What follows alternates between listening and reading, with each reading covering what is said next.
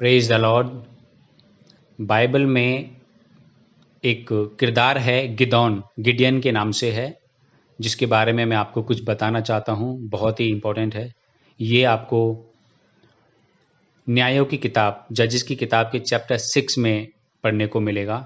ये उस समय की बात है जब इज़राइलियों को परमेश्वर ने उनके दुश्मनों के लिए छोड़ दिया था, उनके ऊपर राज करने के लिए, उनको सताने के लिए। और ये जो इज़राइली लोग थे,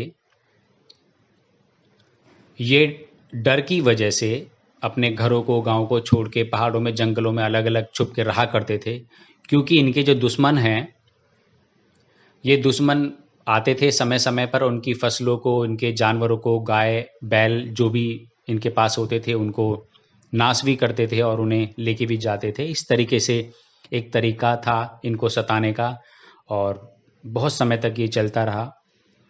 और जो इज़राइली लोग थे, उन्हें समझ में आया कि उन्होंने कहीं कुछ ना कुछ गलत किया है, परमेश्वर के विरोध में कुछ पाप किया है, तो वो पश्चाताप करते हैं और यहोवा को याद करते हैं, परमेश्वर को याद करते हैं। इसी दौरान एक दूत, परमेश्वर का जो स्वर्गदूत है, वो दर्शन देता है गिदोन नाम के इस व्यक्ति को। ये गिदोन जो किरदार है, ये जो इंसान है, बहुत ही छोटा और एक डरा हुआ, जो कहीं पे बैठ के जो गेहूं के बाल हैं उन्हें साफ करता रहता है। बहुत ही साधारण परिवार से है, एक तरीके से डरपोक है। इसके बारे में ऐसा बताया गया है पवित्र शास्त्र के अंदर। जो स्वर्गदूत है इसके पास में आता है और कहता है कि हे सुरवीर योद्धा, यहोवा तेरे संग है। ये कौन बोलता है? गिदोन को एक स्वर्गदूत आके बोल रहा है, साक्षात। और इस बात को सुन के जो गिदोन है, बहुत ही आश्चर्यचकित होता है। ऐसा शायद महसूस करता होगा कोई मजाक तो नहीं उड़ा रहा है मेरा, क्योंकि ये डरा हुआ आदमी छुप के कहीं पे अपने गेहूं साफ कर रहा है और अचानक से एक आवाज़ आती है कि सुरवीर योद्धा, यहोवा तेरे संग है। बहुत ही ये बंदा सोच में पड़ जाता है और बातें होती हैं आगे। तो ये कुछ सवाल जवाब करता है कि यदि परमेश्वर हमारे संग है तो हमारी ऐसी बुरी स्थिति क्यों होती। लेकिन जो देवदूत है, जो जो स्वर्गदूत है, ये समझाता है इसे कि परमेश्वर संग है और परमेश्वर ने आपको चुना है ताकि आप इजरायलियों को छुड़ा सको अपने दुश्मनों से। इन दोनों में बात होती हैं, ज़्यादा डिटेल्स के लिए आप पढ़ सकते हैं, मैं आपको बहुत ही शॉर्टकट में बताऊंगा। बातें होती हैं, इसको सबूत चाहिए कि परमेश्वर सच में मेरे साथ में है या नहीं है। इसके अंदर का जो डर है, वो जो स्वर्गदूत है वो निकाल देता है और इसको सूरवीर योद्धा कह के बोलता है कि परमेश्वर तेरे संग है और यहोवा ने कहा तुझे शांति मिले, मत डर, तू ना मरेगा। इस तरीके से बहुत सारी बातें परमेश्वर उस स्वर्गदूत के द्वारा बताता है और इसे तैयार करता है मानसिक और शारीरिक रूप से अपने दुश्मनों से लड़ने के लिए। और ये बड़ी मुश्किल से तैयार होता है, बहुत सारे सबूत देखने के बाद कि सच में परमेश्वर इसके साथ है। लेकिन जिसके साथ में इन्हें लड़ाई करनी थी, जिनके ऊपर विजय प्राप्त करनी थी, उनकी संख्या बहुत ज़्यादा थी, कई हज़ारों से भी ज़्यादा की संख्या थी। और परमेश्वर के कानून कायदे के हिसाब से गिदोन के साथ में ये तैयारी करता है। इसके अंदर का जो एक लीडरशिप की बातें होती हैं वो आती हैं, फिर थोड़ा सोचने लगता है और तैयारी करता है अपने लोगों को छुड़ाने की और मिद्यानियों को हराने की। तो बहुत सारी बातें होती हैं, ये कुछ लोगों को तैयार करता है, उनसे बात करता है। और इसके पास में मात्र 300 लोग होते हैं। जिस तरीके से परमेश्वर बताता है, 300 लोग ही बचते हैं इसके पास में, जो इसके साथ में तैयार हैं लड़ने के लिए। और जिनके साथ इन्हें लड़ाई करनी है, जो मिद्यानी, जो इनको दुश्मन हैं, वो बहुत ज़्यादा हैं, हज़ारों में, कई हज़ार। तो बड़ी मुश्किल बात है। यहाँ पे आप देख सकते हैं कि 300 लोग किस तरीके से लड़ाई करेंगे। लेकिन परमेश्वर इनके साथ है और इनका डर जो है वो निकल गया है। इनका जो अंदर का डर था वो निकल गया है और इनको कंफर्म हो गया कि परमेश्वर इनको छुड़ाने वाला है। इनकी दुहाई परमेश्वर ने सुनी है। ये जाके अपने अपने मोर्चे को संभालते हैं और उन मिद्यानियों को मार के भगा देते हैं और अपनी ज़मीन, अपने घर परिवारों पे वापस से ये सभी चीज़ों पे कब्जा कर लेते हैं और इनके आसपास के जो भी बहुत सारे इलाके होते हैं, दूसरे लोग भी उनको इनके साथ आ जाते हैं। और इस तरीके से ये एक डरा हुआ जो इंसान था, अगर आप स्टार्टिंग में इस अध्याय को पढ़ते हैं, ये तैयार होता है, परमेश्वर का स्वर्गदूत इसके पास में आके बात करता है। तो स्वर्गदूत ने जब इसके पास में आया, इसको लड़ने के लिए तैयार किया, तो स्वर्गदूत ने इसको लड़ने के लिए कोई बंदूकें नहीं दी थी, बहुत सारी सेना नहीं लेके आया वो, या कोई अलग से कोई बहुत बड़ी बात नहीं करी इसके साथ में। इसके अंदर का जो डर था वो निकाला, जिस डर की वजह से ये गुलाम बने हुए थे, जिसके अंदर इनकी खुद की गलतियां भी थी, जिनकी वजह से ये दूसरे लोगों के गुलाम बने हुए थे। लेकिन परमेश्वर दयालु है, जैसा आप जानते हैं, प्रेमी परमेश्वर है, दयालु परमेश्वर है, वो दया करता है और इनको छुड़ा लेता है। यहाँ पे डर हमारा सबसे बड़ा दुश्मन है। डर हमें आगे नहीं बढ़ने देता है, डर कभी भी हमें खुश नहीं रहने देता है। डर कभी कभी हमारी मौत का कारण बन जाता है। बहुत सारे ऐसे उदाहरण भरे हुए हैं। एक साधारण इंसान, ये गिदोन, किस तरीके से 300 लोगों को लेकर के हजारों लोगों से लड़ता है और फिर विजय प्राप्त करता है। ये वही इंसान है जो छुप के गुफा में बैठा था और कहीं पे अपना काम कर रहा था और सोच रहा था कि हमारी फसलों को मिधानी लोग और दुश्मन लोग आएंगे और फिर लेकर के जाएंगे। तो मेरे बहनों और भाइयों, ये जो डर है, आप इसको निकाल दीजिए पहले अपने अंदर से। परमेश्वर का ये वचन यहाँ पे लिखा है, इसी चैप्टर 6 में 23 में लिखा है, यहोवा ने कहा, तुझे शांति मिले, मत डर, तू ना मरेगा। तो हर एक इंसान को ये सोचना बहुत ज़रूरी है। बाइबल में बहुत बार ये ना डरने वाली बात कही गई है। बहुत बार लिखने से इसका मतलब ये नहीं हो जाता है कि बार बार पढ़ते रहो और फिर भी डरते रहो। यकीन करने के लिए एक ही लाइन काफ़ी हो जाती है। तो बहुत सारे लोग जो हैं डरे हुए हैं, ऐसी स्थिति बनी हुई है। टीवी चैनल देखना बंद कर दिया लोगों ने डर की वजह से, क्योंकि न्यूज़ चैनल वाले गलत गलत अफवाहें फैलाते हैं। एक देश दूसरे देश के ऊपर अटैक कर रहा है, फिर कोरोना वायरस है, ये है वो है। टीवी चैनल नहीं देखने से आपका डर ख़त्म नहीं हो जाएगा। टीवी चैनल को देखना नहीं देखना ये तो आपका चुनाव है, लेकिन ये चीज़ें आपके जीवन में प्रभावी ना हो। समाचार न्यूज़ देखना है, डरने के लिए नहीं देखना है, अपने आप को सतर्क करने के लिए, अपने आप को समझने के लिए कि कैसी स्थिति में हम जी रहे हैं, कैसा समय आ गया है और क्यों आ गया है, क्या वजह है इसकी।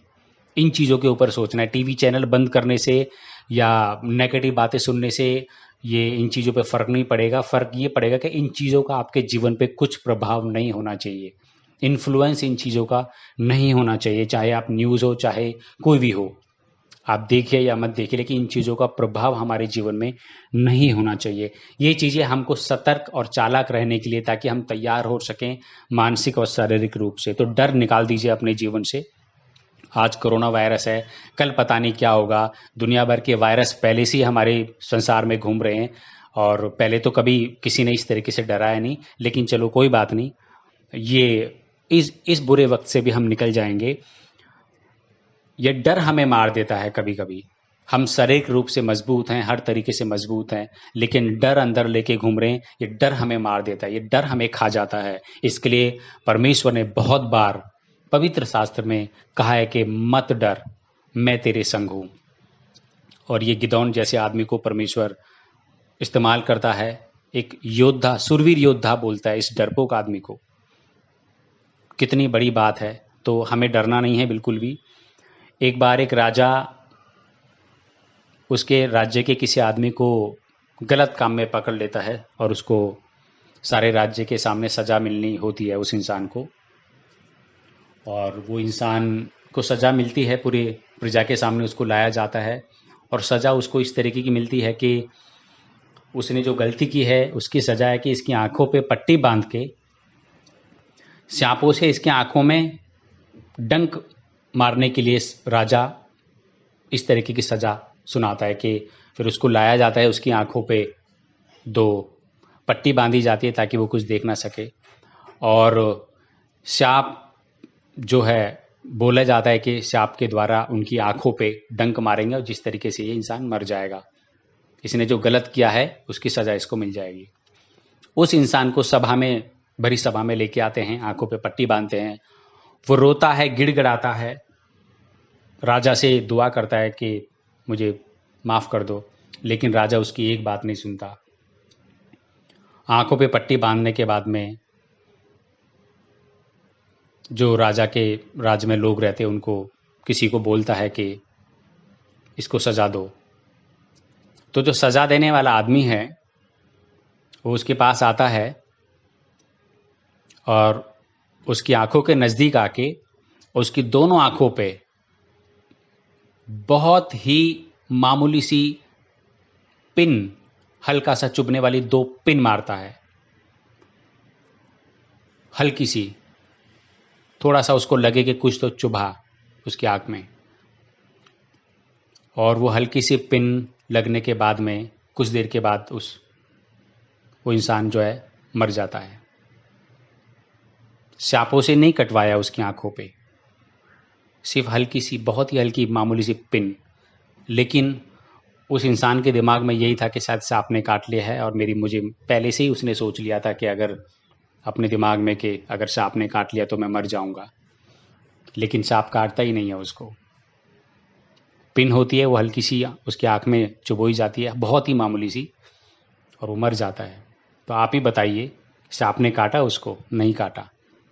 लेकिन उसने अपने दिमाग में ये पहले से ही बिठा लिया कि सांप काटेगा और मैं मर जाऊंगा। पिन से मर गया वो। डर, इतना ज़बरदस्त डर को अपने अंदर ले लिया कि मर गया वो इंसान। तो ये डर जो है हमें कभी कभी बहुत बड़ी मुसीबत में डाल देता है। डरना नहीं है, सावधान रहना है, सतर्क रहना है। एक और कहानी के द्वारा मैं ये ख़त्म करूँगा। एक माँ बेटे एक गांव में रहते हैं, बहुत ही साधारण गरीब परिवार। और जो माँ है, गांव में तो आपको पता होगा कि साग सब्जी जो है बहुत ही आसानी से मिल जाते हैं। माँ बेटे दोनों गरीब परिवार से और अपना साग सब्जी खा के अपना जीवन निकाल रहे थे, बहुत ही साधारण। उस गांव में हर साल कुश्ती और कबड्डियों का प्रदर्शन हुआ करता था, दूर दूर से गांव से लोग आते थे। तो ये जो लड़का है, अकेला इकलौता लड़का है उसकी माँ का, ये भी कुश्ती के अंदर सहभागी होता है। और ये इतना ताकतवर होता है, इसके अंदर इतनी स्टेमिना, इतनी ताकत होती है कि ये जो बड़े बड़े लोग दूर दूर से गांव से कुश्ती लड़ने आते हैं, सबको हरा देता है ये। और हर साल जीतता है ये इंसान, इतनी ताकत इसके पास होती है। और इसको ज़रूर गांव वाले जो होते हैं आसपास के कुछ ना कुछ छोटा मोटा इनाम देते होंगे कि आपने कुश्ती जीती है, आप बहुत अच्छी कुश्ती लड़ते हो, बहुत ताकत है आपके अंदर, कुछ इनाम मिलता होगा उसको। और उसकी माँ उसके इनामों को देख करके खुश होती थी, और वही उनकी दिनचर्या थी। एक बार वापस उसने कुश्ती लड़ी, कुश्ती लड़ने के बाद में वो जीत गया, उसको इनाम मिला।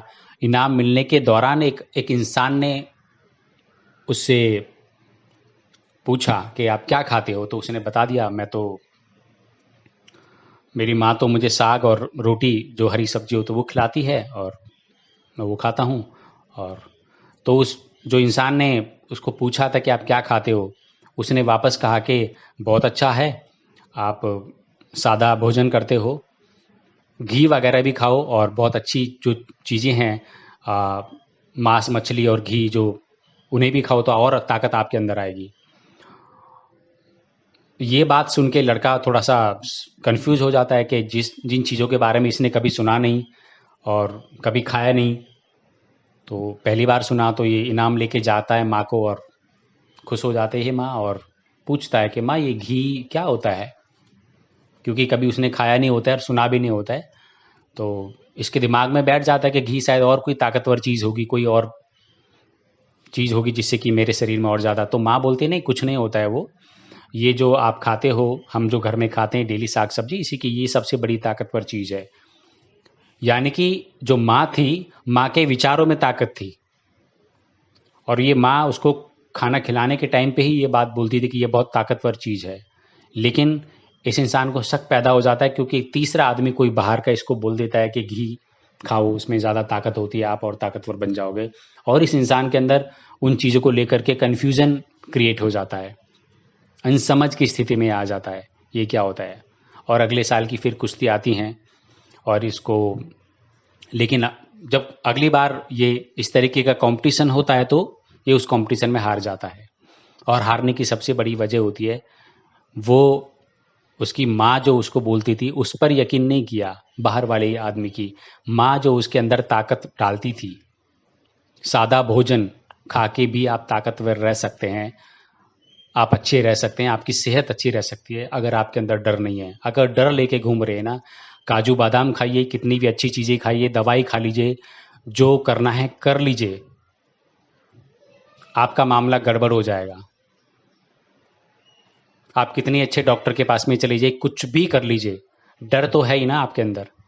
सादा रोटी खाएंगे तो भी कोई प्रॉब्लम नहीं है, दाल रोटी खाइए कोई दिक्कत नहीं है, बहुत कुछ ज़्यादा वो करने की ज़रूरत नहीं है। डरो मत, इम्यून सिस्टम कमज़ोर हो जाएगा, ये खाइए, ठीक है, अच्छी बात है, सब करना चाहिए, लेकिन पहले ये सारी चीज़ों को कौन ध्यान देता था? अभी हमको बोल बोल करके ये सब लोगों ने ये खाओ वो खाओ, और ज़रूरी है, डरा डरा करके हमको ये चीज़ें बताई जा रही हैं कि ये करना है वो करना है। इतना, इसका मतलब ये नहीं कि डरना मतलब आप छत पे से कूद जाओगे आपको डर नहीं लगता, मेरा मतलब ये नहीं है। ऐसा कुछ नहीं करना है कि आपके अंदर डर नहीं है कि आपने चलो मैं ये भी कर दूंगा, छत पे से कूद जाऊंगा, या ऐसा नहीं करना है। लेकिन अंदर के डर को निकाल दीजिए, डर कमज़ोर बनाता है।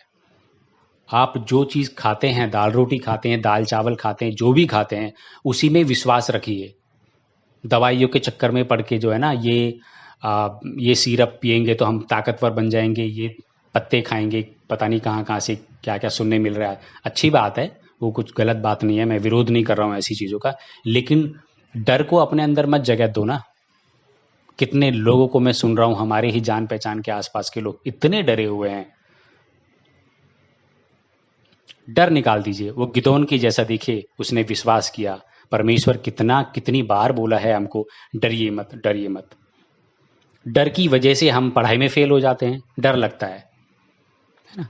डर की वजह से हम अपने रिश्तों को खराब कर लेते हैं, डरते हैं हम, अपने रिश्तों को मेंटेन नहीं कर पाते, अपने संबंधों को संभाल नहीं पाते हैं। हम बिजनेस करने से डरते हैं, हम डर बैठा हुआ है कि नहीं चला तो नुकसान हो जाएगा, तो बिजनेस नहीं, डर पहले से ही डर बैठा हुआ है, चलेगा कैसे, है ना। हम पढ़ नहीं पाते हैं, हम कोई भी, क्योंकि हर चीज़ के अंदर डर तो घुसा हुआ है। जब कुछ भी करेंगे तो डर पे, अरे ऐसा नहीं हुआ तो, ये डर हमें आगे नहीं बढ़ने देता है।